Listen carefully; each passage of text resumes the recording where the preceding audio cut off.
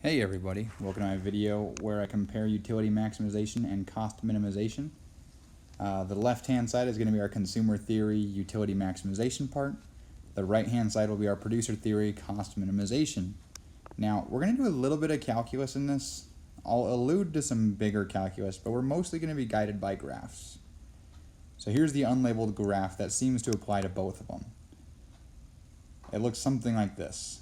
Whether that be a budget constraint and an indifference curve or an ISO cost and ISO quant lines, they both have a same picture. And to solve these problems, we kind of do the same thing to start. They both have two main steps. The first step is setting the slopes of these two lines equal to each other, the slope of the indifference curve equal to the slope of the budget constraint, and you get some XY ratio. That's the consumer theory side. On the producer theory side, set the slope of your ISO quant equal to the slope of the ISO cost and get a capital to labor ratio. Those parts are mathematically the exact same thing. But our step 2 for consumers is substitute that ratio into the budget constraint, whereas step 2 for producer theory is substitute the ratio into the production function or the ISO quant curve. So why is the first step the same, but the second step is different, even though the graph looks the same for both of them? Okay, this one is substituting into the curved line. This one is substituting into the straight line.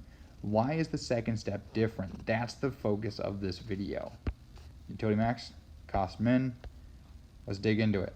With utility maximization, we are maximizing utility subject to a budget constraint.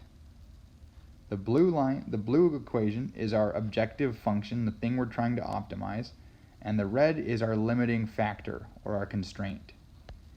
For cost minimization, it's minimize your cost function subject to your production has to equal some fixed level of Q.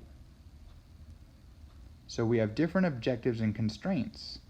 Notice utility is where all the curved lines come from and budget constraints are straight, whereas the ISO cost line is one with the rk and wl, and the production function gives the curved line.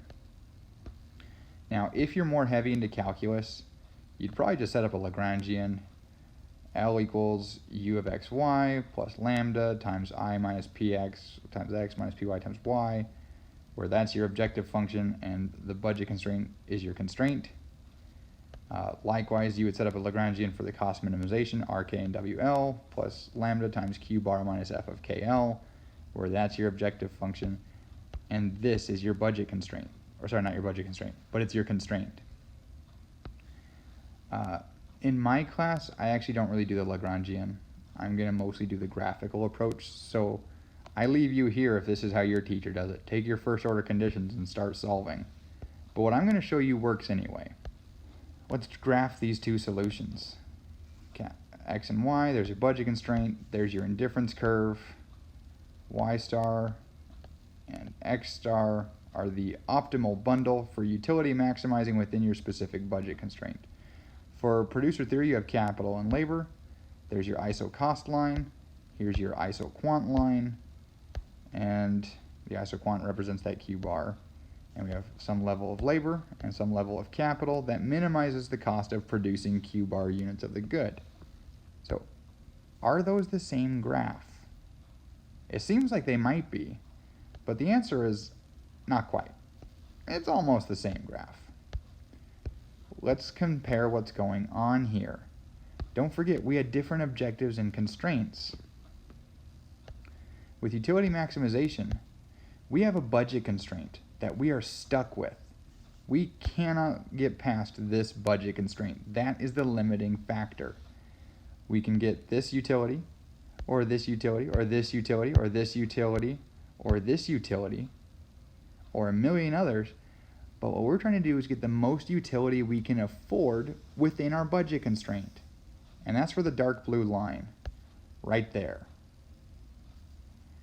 That we will increase our utility until that point, and we can't go any farther. But the budget constraint is what's holding us back.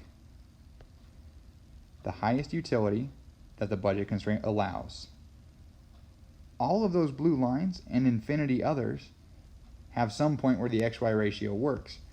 The only indifference curve that is tangent to the budget constraint is the one where you can substitute that XY ratio into the budget constraint itself.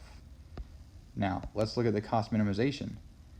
There's some fixed level of quantity based on our isoquant curve, Q equals Q bar, that we need to produce.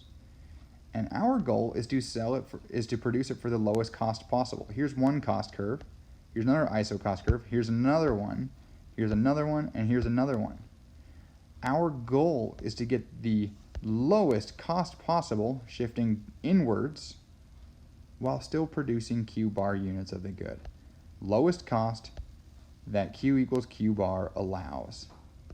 And so we're going to substitute our capital labor ratio, not into the iso cost line, but into our constraint, Q equals Q bar. If you have an equation for the isoquant, great. If not, you'll substitute it into your production function set equal to Q bar. Either way, the difference between these two graphs, yes, in both of them we need the slopes equal to each other, but the reason we do different substitutions is because they have different limiting factors. One is limited by a budget constraint, so you sub into the budget constraint.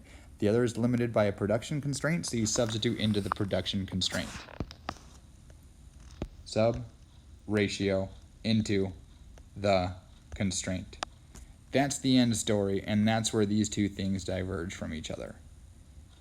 So yeah, I hope it's helpful. If not, too bad, go find something else. But good luck, you guys. Thanks for watching, and happy econing.